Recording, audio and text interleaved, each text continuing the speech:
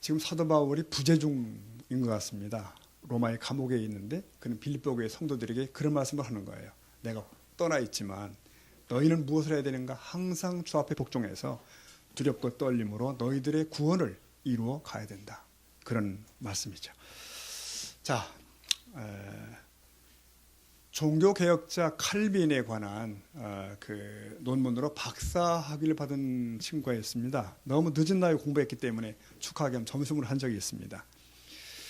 그가 대화 중에 끊임없이 강조한 얘기는 종교개혁자들의 신앙, 특히 칼빈의 신앙을 그대로 이어받고 우리 가르쳐야 된다는 얘기를 자꾸 하더라고요. 여러분, 종교개혁자 칼빈의 신앙과 신학이 무엇인가? 네, 하나님의 절대 주권이 바탕을 이루고 있고요. 그 위에 예정과 선택과 견인, 이런 내용들이 있습니다. 특별히 그 중에 견인이라는 내용은 하나님이 딱 선택한 사람은 끝까지 어쨌든 간에 끌고 가신다, 이런 뜻이거든요. 근데 여러분, 저는 요즘 이런 그 중요한 교리들을 잘못 믿으면 낭패를 만난다는 고민을 가지고 있는 상태입니다. 근데 우연히 그 친구와 만나면서 그 얘기를 많이 듣게 됐는데, 칼빈의 교리, 특히 견인을 강조를 많이 하더라고요. 근데 우연히 그 친구 목사가 들고 온 이제 그 주보를 제가 보게 됐는데, 이렇게 쭉 넘겨보니까 맨 뒷면에 지난주일에 설교 요약이 촘촘히 박혀 있었습니다. 교회 주보 가운데 그런 주보들이 있죠. 설교 내용 들어가 있는. 대부분 성도가 안 읽는데 계속 내보내고 있습니다. 근데 이제 그날 본문 보니까 베드로전서 5장 6절부터 11절 제목이 근신하고 깨어 있어야 되는 이유, 이렇게 나와 있더라고요. 제가 쭉 훑어봤어요.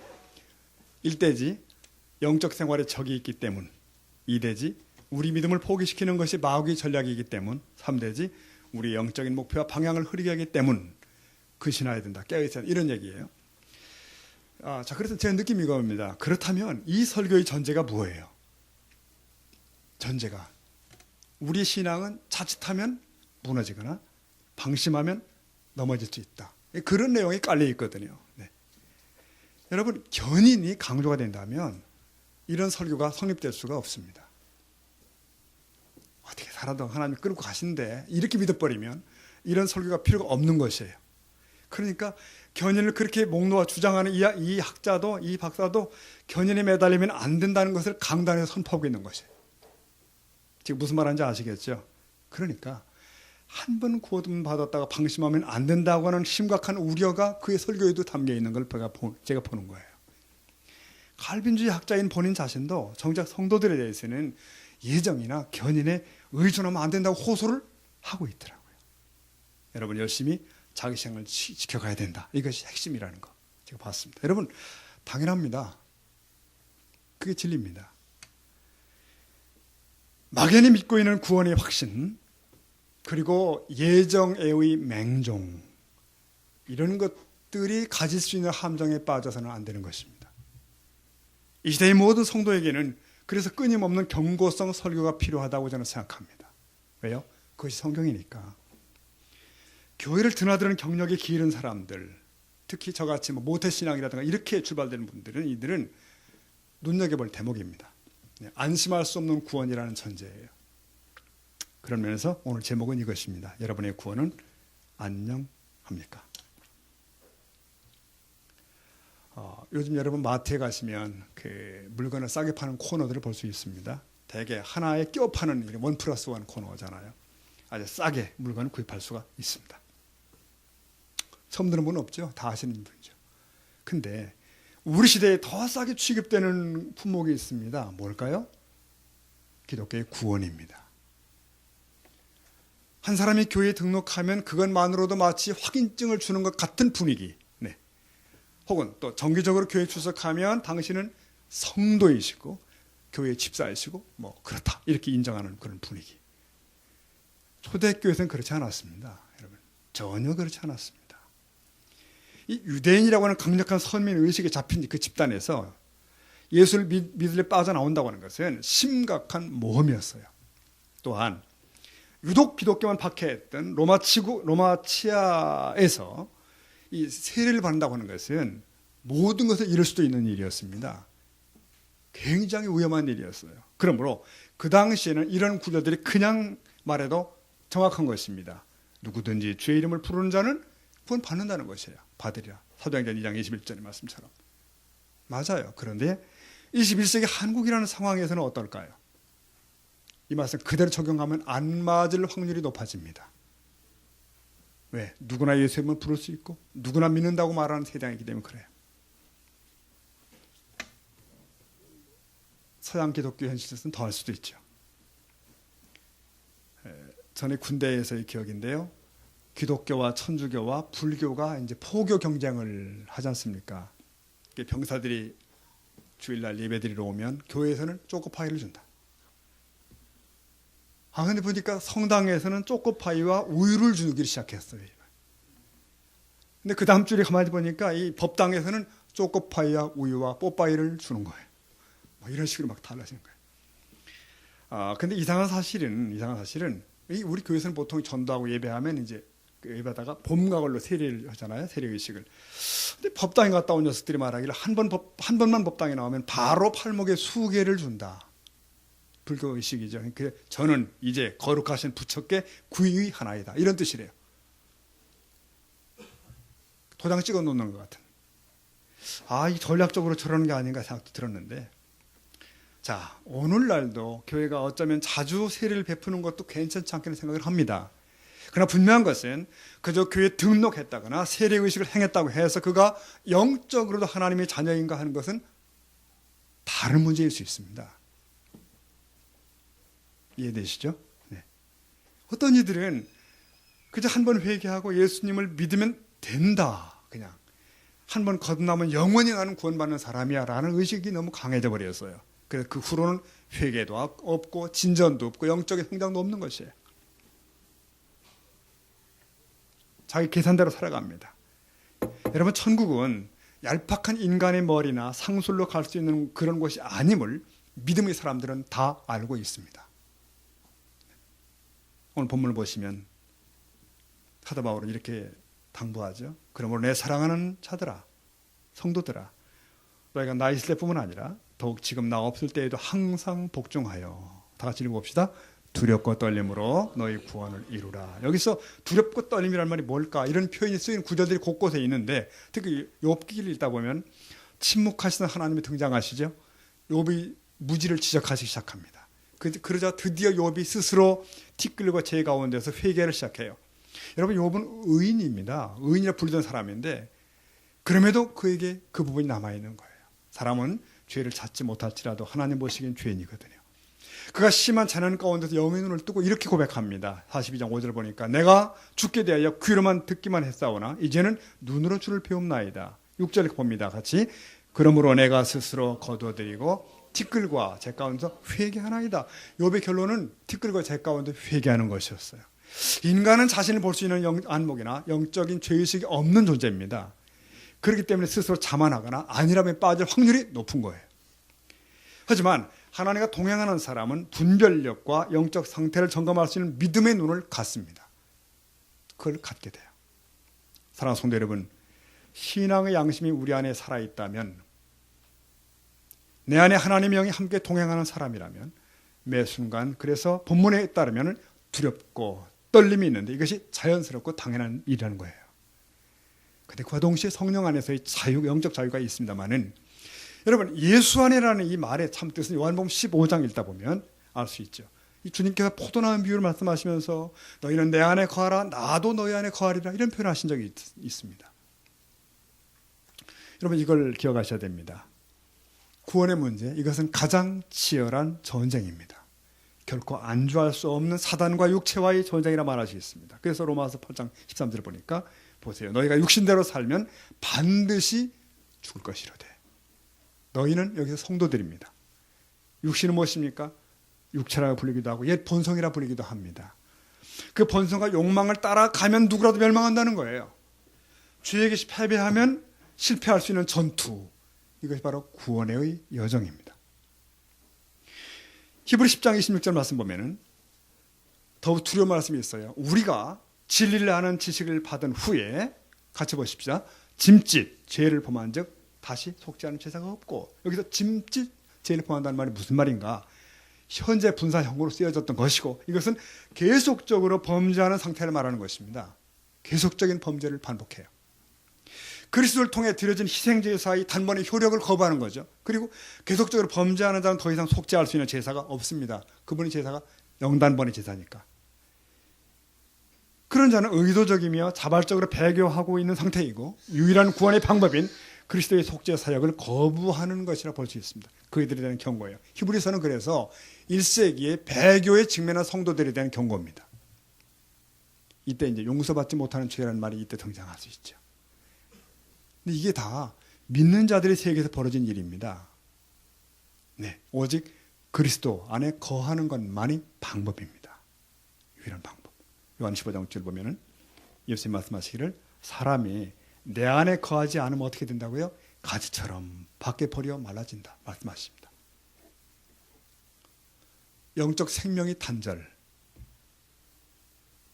예수 바뀌죠. 여러분 구원만큼 위대하고 가치 있는 전투가 없습니다. 우리 그리스도인을 규정하는 정체성을 표현할 때 군인 혹은 전투란 말을 쓸 수가 있습니다. 그리스도의 군사. 피 흘리기까지 전투하는 것은 내가 구원의 좁은 길을 가고 있음에 대한 증거일 수 있습니다. 우리가 찬송 부르잖아요. 험하고 높은 이 길을 그 다음에 싸우며 나아갑니다. 다시금 기도하오니 내 주여 인도하소서. 우리 많은 신앙의 선진들은 알았습니다. 이게 보통 여정이 아니라는 것을. 험하고 높은 이 길을 싸우며 간다. 여러분 전투가 내 삶에 없다는 것은 그 길을 가지 않고 있다는 반증일 수 있습니다. 저와 여러분 이런 영적인 전투 현장에 나와 있는 우리가 꼭 될 수 있기를 축복합니다. 본문 빌립보 2장 12절은 이 길 가는 모든 자들이 가슴에 새겨야 되는 그런 말씀이에요. 두렵고 떨림으로 너희 구원을 이루라. 여기서 이루라고 하는 단어는 또 현재 명령형으로 쓰여진 거 아십니까? 원래 헬라어에 보면 그렇게 되어 있어요. 무슨 뜻이에요? 계속해서 이루어내라는 거예요. 구원을 계속해서 이루어내라. 구원은 성취해내야 될 대상입니다. 그것은 그것도 잠시 쉼 없이 계속할 필요가 있다는 거예요. 그리스도께서의 은혜로 열어놓으신 십자가의 길을 죄와 피 흘리기까지 싸우며 정욕과 탐심과 싸우며 어둠의 세력과 싸우며 가는 것. 세상에서 나그네로 외국인으로 홀로 가야 하는 고독한 전쟁.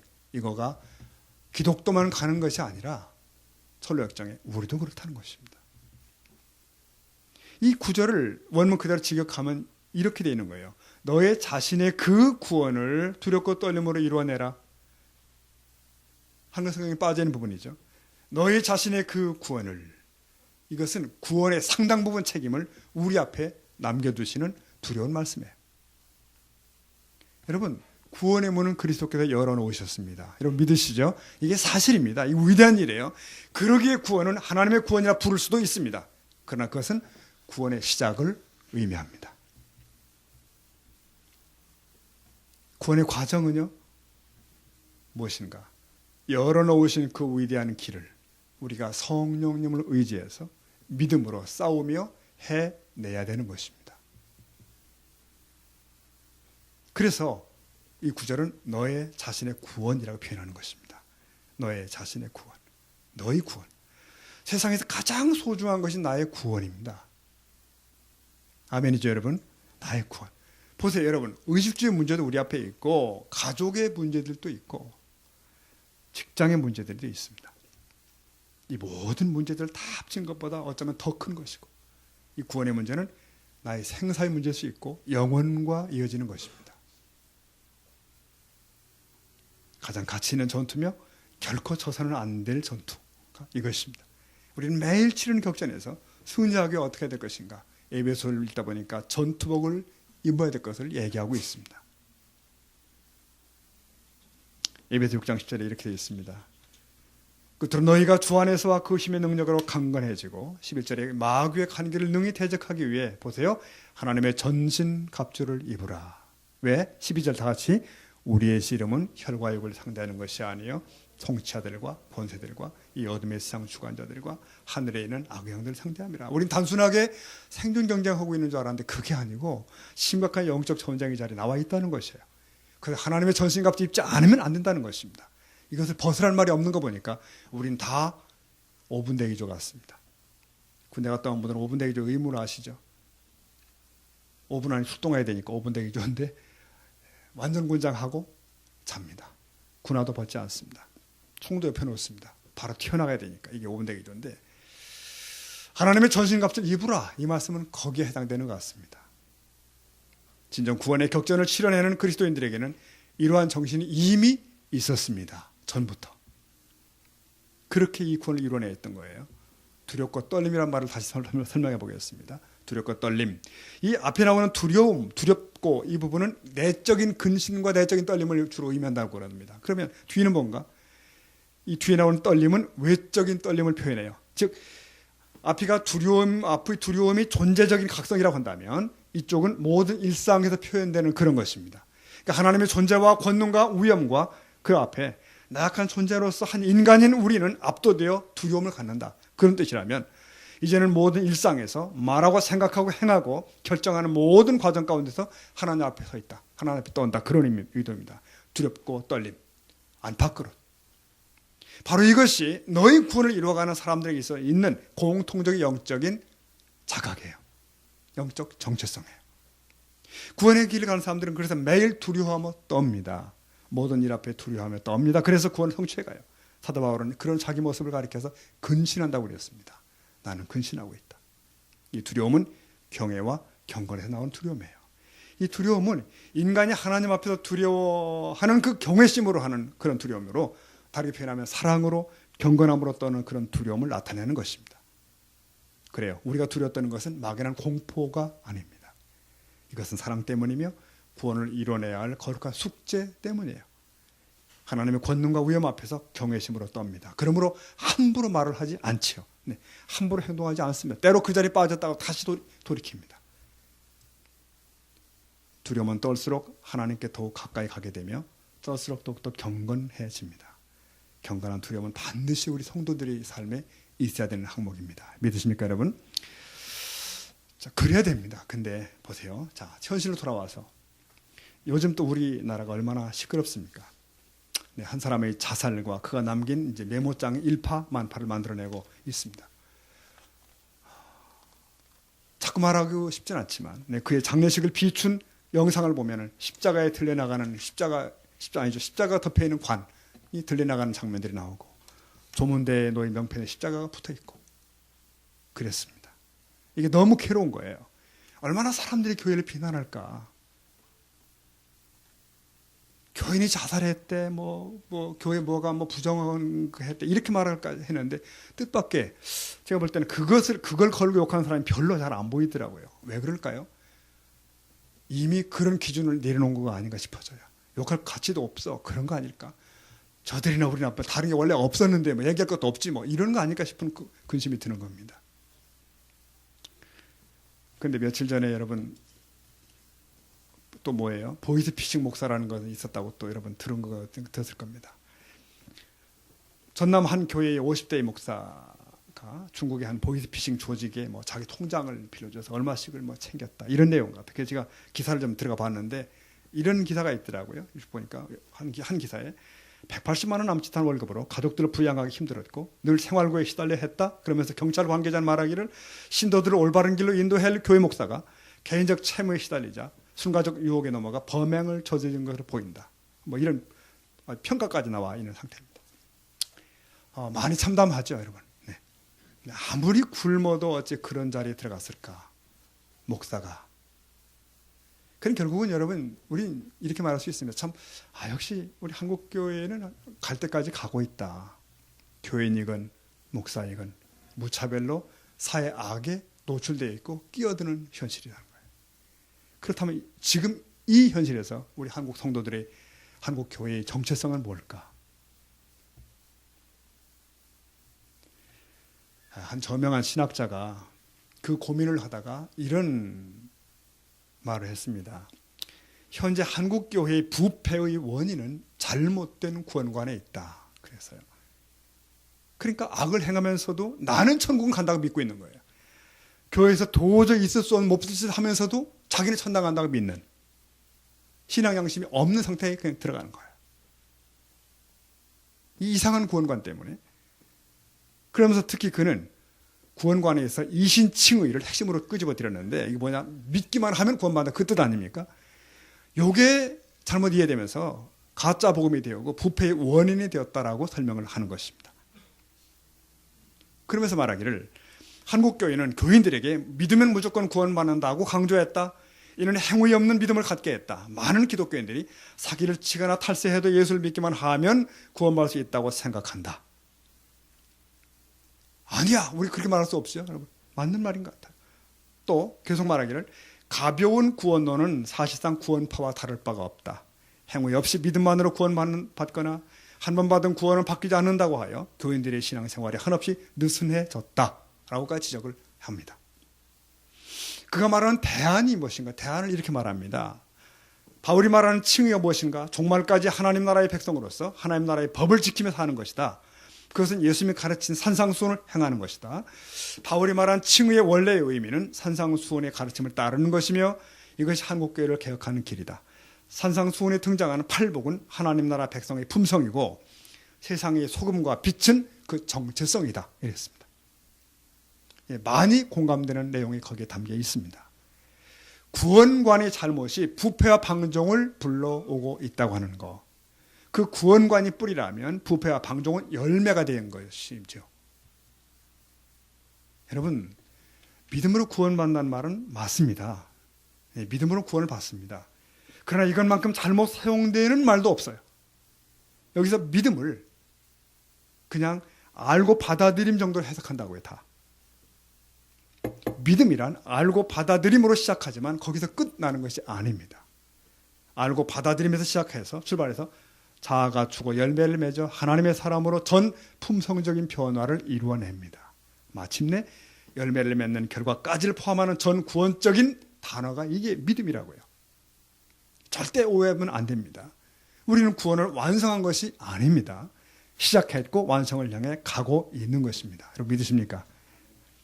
보세요. 야고보 2장 말씀 보면 허탄한 사람아. 뭘까요? 그 다음에 무엇이 없는 믿음이 헛것인 줄 네가 모르느냐 이거예요. 뭐죠?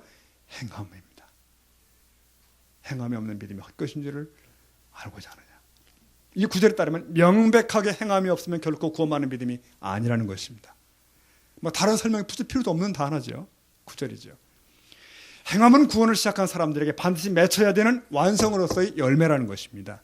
행함은 구원의 완성에 대한 보장이며 증명일 수 있습니다.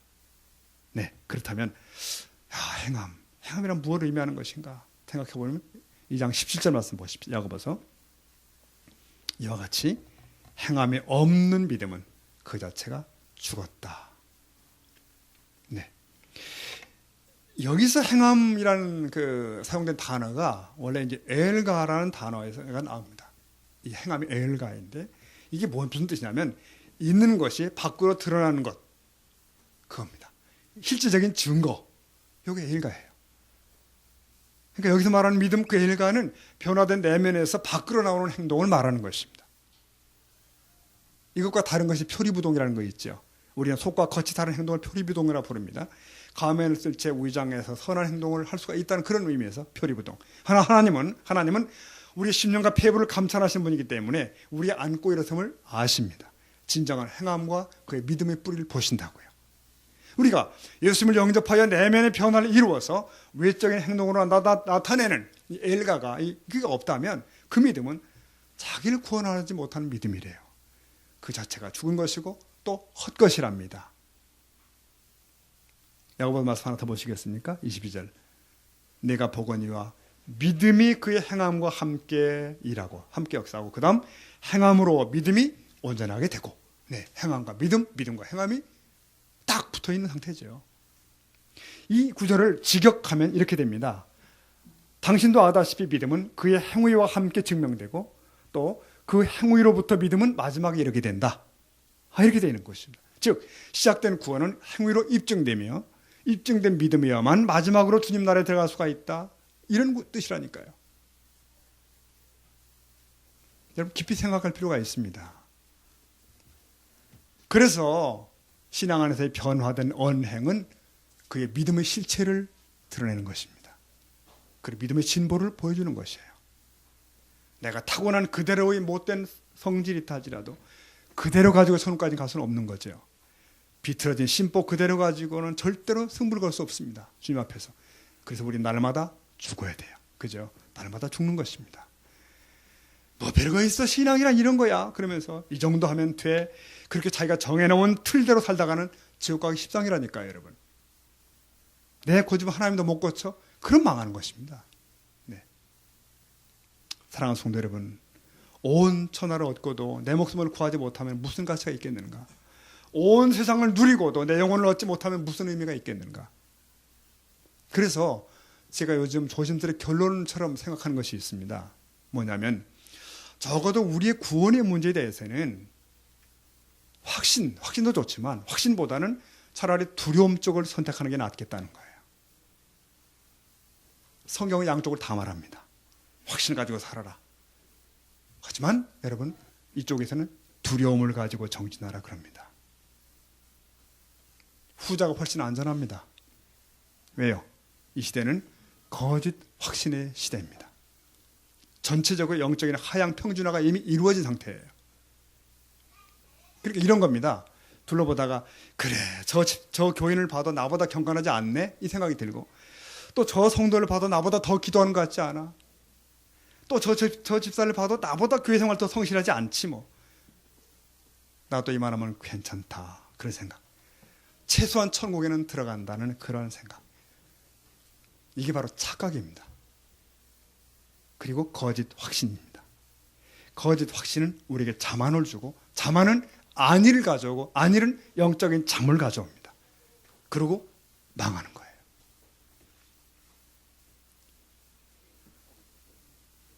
저번 주간 할빈에서 학습을 하는데 거의 끄트머리쯤에 한 분이 질문을 했습니다. 그가 로마서를 꺼집어내고 질문해요. 로마서 끄트머리에 8장 끄트머리에 37절에 이런 말씀이 있죠. 그러나 이 모든 일에 우리를 사랑하신 이로 말미암아 우리가 넉넉히 이기니라. 이 부분. 그 다음 39절도 얘기하더라고요. 높음이나 깊음이나 다른 어떤 피조물이라도 우리를 주 그리스도 예수 안에 있는 하나님의 사랑에서 끊을 수 없다. 이 말씀. 얼마나 좋은 말씀이에요. 그가 말하기를 37절과 39절을 보면 분명히 우리는 분명히 이긴다고 되어 있지 않은가. 그리고 누구도 하나님 앞에서 우리를 끊을 수 없다고 하지 않는가. 이 확신이 우리에게 있어야 된다. 얘기를 저한테 어떻게 생각하시냐고 묻더라고요. 제가 말했습니다. 그 말이 맞다고 그랬습니다. 그 말이 맞다. 이긴다. 하나님과 우리를 끊을 수 없다는 말이 맞다. 근데 그 보장이 누구한테 주어졌는지 아는가? 아무한테나 이 적용되는 게 아니라니까요, 여러분. 로마서 8장 끄트머리 나온 승리 창간을 어디서 찾으면 됩니까? 그 단초로 원인을 1절 찾으면 됩니다. 1절. 로마서 8장 1절. 로마서 8장은 위대한 개선가인데 그것은 8장 1절을 전제하고 나머지가 이어지는 거예요. 8장 1절이 이렇게 되어 있습니다. 그러므로 이제 그리스도 예수 안에 있는 자에게는 이러이러하다. 승리가 있다. 끊을 수 없다. 이렇게 된 겁니다. 여러분 이해되십니까? 그러니까 8장에 가득 찬 승리의 찬가는 확신의 선포는 1절을 전제를 합니다. 예수 그리스도 안에 있는 자, 근데 그에게는 위대한 승리가 있다. 그는 확신의 찬가를 볼 수 있다는 것이에요. 이 말은 그 밖의 사람들에게는 아무 관계없는 말씀이 로마서 8장 말씀이에요. 사랑하는 성도 여러분, 예수 안에 있는 자들이 그의 예정을 누리고 그 다음 예수 안에 있는 자들이 구원의 길을 가는 겁니다. 그들이 넉넉히 이기는 것입니다. 네.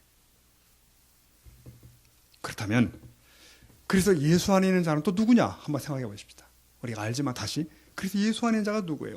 주님이 이렇게 말씀하셨습니다. 요한복음 15장 10절에서 내가 아버지의 계명을 지켜 그의 사랑 안에 거하는 것 같이 읽어보십시오. 너희도 내 계명을 지키면 내 사랑 안에 거하리라. 분명한 말씀이죠. 내가 내 계명을 지키고 있니?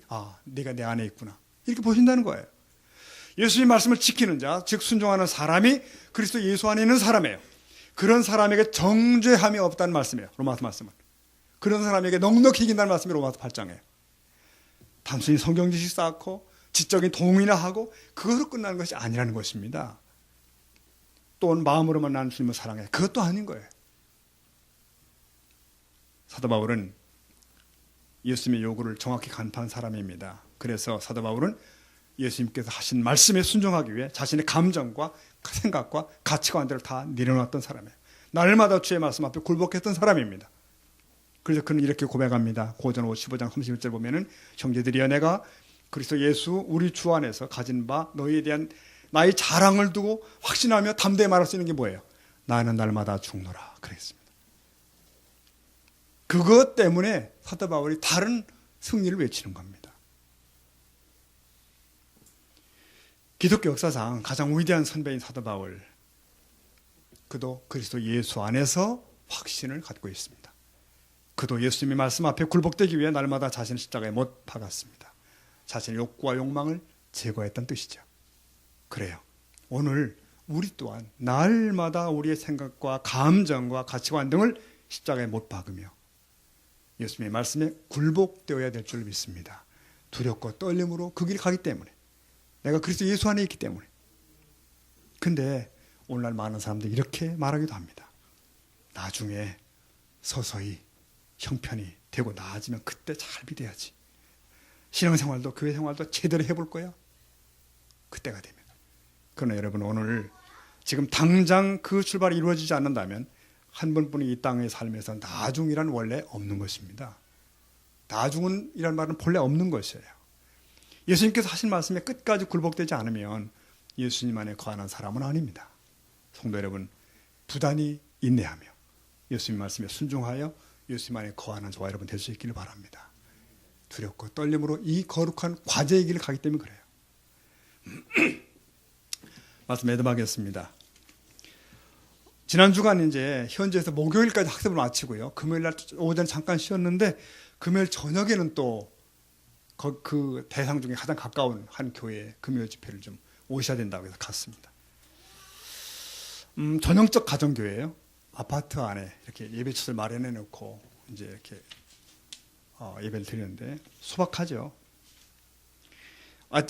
애초에 많은 인원은 어차피 수용할 수가 없는 공간인데 주일날 거기에 그 자리에 60여 명의 예배를 드린다고 그래요. 그래서 이 어디 비좁은 장소에 어떻게 예배 드릴까 싶어지는데, 근데 이 교회가 지난 몇 주 전에 당국의 어떤 이제 블랙리스트에 올랐어요. 경고를 받았습니다. 언제 또다시 경찰이 들이닥칠지 모르는 그런 상황이더라고요. 저도 무척 조심스럽게 이제 들어갔습니다.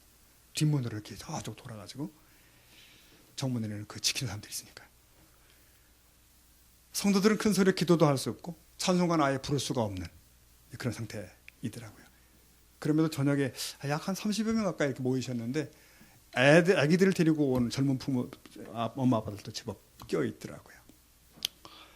저들과 함께 예배하면서 제게 뚜렷하게 다가온 느낌이 있었습니다. 그것은 이 성도들이 무척 강하구나, 그 생각이에요. 오합지졸이 아니네 싶은 느낌 같은 거. 그래서 하나님께 대한 헌신이 뚜렷하고 공동체에 대한 헌신이 정확한 거예요. 예배 인도자는 대개 그것을 느낍니다. 봅니다, 대개. 상당히 강한 힘을 가진 교회구나 생각을 했어요. 당국이 어떤 식으로 압박이 또 올지도 모르겠지만 그 정도 가지고 흔들릴 사람들이 아니구나 싶은 것. 세상을 이기는 믿음. 그들이 진정한 예배와 기도의 어떤 그 집중도, 이런 것들은 한눈에 보이는 대목이었습니다. 그들 바라보며 마치고 이제 불이 나게 나왔죠. 또 어떻게 될까 싶어서 나오면서 이제 그 생각을 했습니다. 작은 마음으로 기도를 했습니다. 하나님, 우리의 새소망교회도 그런 강한 교회가 되게 해주십시오. 강한 성도들이 되게 해주십시오.